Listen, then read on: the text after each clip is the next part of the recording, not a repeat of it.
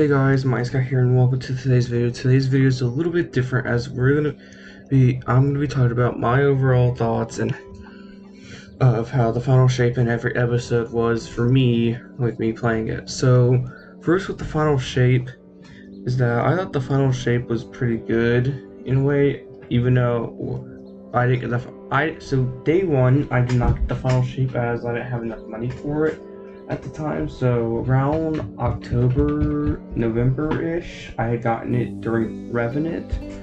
So my thoughts over the final shape is I thought everything was perfect about it. I have loved Cade coming back and like just seeing like the whole environment was beautiful. Like facing and finally defeating the Witness after this 10-year-long story of light and dark.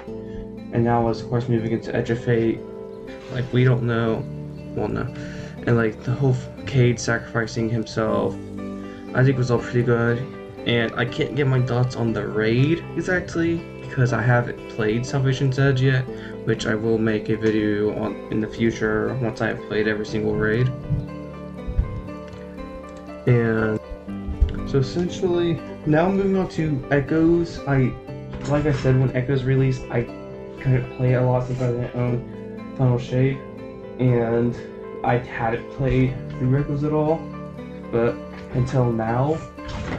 But I can see Echoes is kind of mid. There are some good weapons, but like, honestly, the story is just almost feels like more of a love story between Osiris and Sate 14 than just like, because mostly you talk with them and Failsafe, and like, you aren't learning as much as we'd want about like what, like we learned that there's, I mean, we kind of learned about like the ancient being back from the Amuna.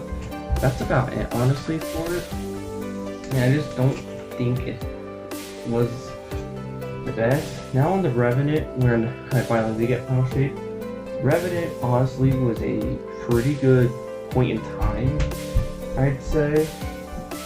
As we just got Best vs. Host, Icebreaker returned. Of course, I haven't played it though, but that's something I want to play in the future.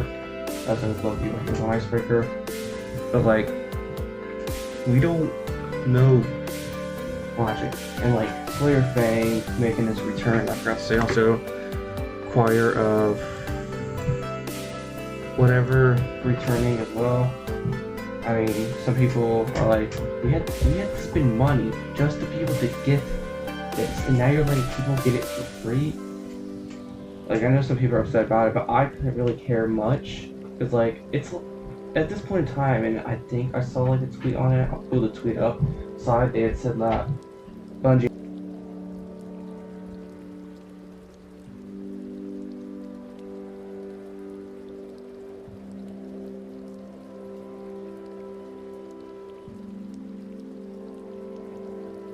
and Beyond and Final Shape. I don't know if it's fully true. I don't remember.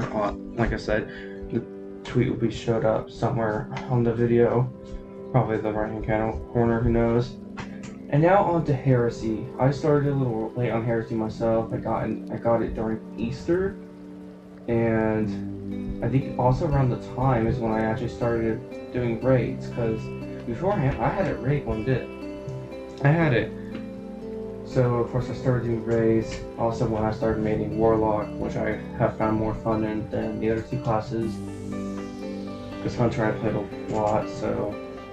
But like, honestly, it's just way more fun now, being able to do these raids. And these, honestly, it's just been a great ride, honestly. And of course, I even got my first raid exotic, which was the conditional finale from the Riven Nightmares raid, so that was definitely nice. And of course, we have Frighten 9 showing up with it, allowing us to play through 3 past dungeons, Prophecy, Ghost of the Deep, and what was the last? And Spire of the Watcher. Spire of the Watcher, and this is my overall review about how I felt playing it for the first time. I'd say it's mid. I didn't really like it as much. Mostly because for the first couple weeks I had no clue what, the first 2 weeks-ish, I had no clue what I was doing. till like near the end before it became Ghost of Thief. Ghost of Thief I had already played, and honestly it was quite fun. But another weird thing happened. If you don't remember, Bungie essentially let us choose one exotic, dungeon exotic, or catalyst, since Prophecy didn't have it for each other. There was Pirate for Need, their Navigator, and the catalyst for Galahorn, which I chose Navigator, but then when I re-downloaded Destiny 2 on my computer and popped in on it, it let me redo the quest again and get Higher Need, so now I have both of them for free. So honestly, that is the end of today's video.